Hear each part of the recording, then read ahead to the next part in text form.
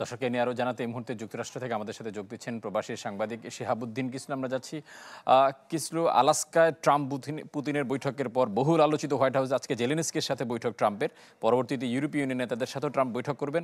এখন প্রশ্ন হচ্ছে এই বৈঠকটা, জেলেনস্কির সাথে ট্রাম্পের বৈঠকটা কতটা ফলপ্রসূ হবে এবং সেখান থেকে কোনো ধরনের শান্তি চুক্তি হওয়ার সম্ভাবনা রয়েছে কিনা?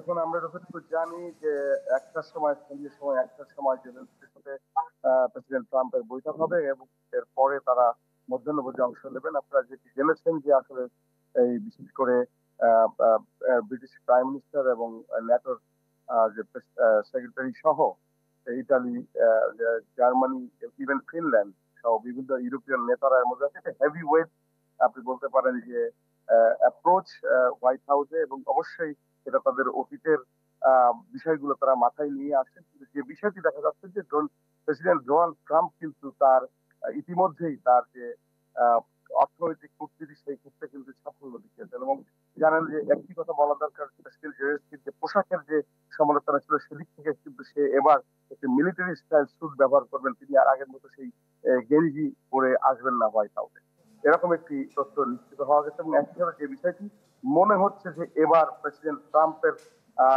একটি সার্থকতা দেখা যাবে, যেটি অনেকেই আশা করেননি, কিংবা যদি ট্রাম্পের কাছে তারা মনে করেছিল যে প্রেসিডেন্ট ট্রাম্প রাজনৈতিকভাবে ততটা মুনশিয়ানার পরিচয় দিতে পারেননি যেমনটা অতীতে, এবার হয়তো তারা এবারও তিনি পারবেন না। কিন্তু বেসিক্যালি যে বিষয়টি, যে যে অন্যান্য যে আনুষঙ্গিক কাজগুলো তিনি এগিয়ে এনেছেন, যেটি আপনারা বলছিলেন আমরা এর আগের সংবাদে, যে জেলেনস্কি কি কি ছাড় দিতে হবে, সেদিক থেকে যেটি মনে হচ্ছে যে প্রেসিডেন্টের গত সপ্তাহের যে বৈঠক, সেই বৈঠক থেকে একটি জিনিস নিশ্চিত যে প্রেসিডেন্ট পুতিন যেটি বলেছিলেন যে আমরা ন্যাটো মেম্বারশিপ এইটি থেকে সরে আসতে পারি, তাদের মূল দাবি ছিল সেখান থেকে চলে আসে এবং নিরাপত্তার গ্যারান্টি তিনি দেবেন।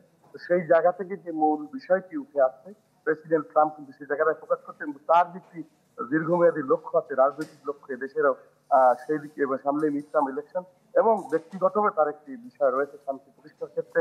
আন্তর্জাতিক ক্ষেত্রে তিনি অনেকবার বলেছেন যে আমি তো শান্তি পুরস্কার পাওয়ার যোগ্য। তো সবকিছু মিলিয়ে যে বিষয়টি মনে হচ্ছে যে এবারের এই বৈঠকটি, যেহেতু ইউরোপিয়ান লিডার এবং ন্যাটো লিডাররা রয়েছেন, তাদেরকে নিয়েই ট্রাম্প একটি সার্থক সামিটের দিকে বা সার্থক বৈঠকের দিকে যাচ্ছেন বলেই মনে হচ্ছে আপাতত। কিসলু কিসলু আপনাকে অসংখ্য ধন্যবাদ। দর্শক, যুক্তরাষ্ট্র থেকে প্রবাসী সাংবাদিক শিহাবুদ্দিন কিসলু ট্রাম্প জেলেনস্কির বৈঠক নিয়ে আমাদেরকে বিস্তারিত জানাচ্ছিলেন।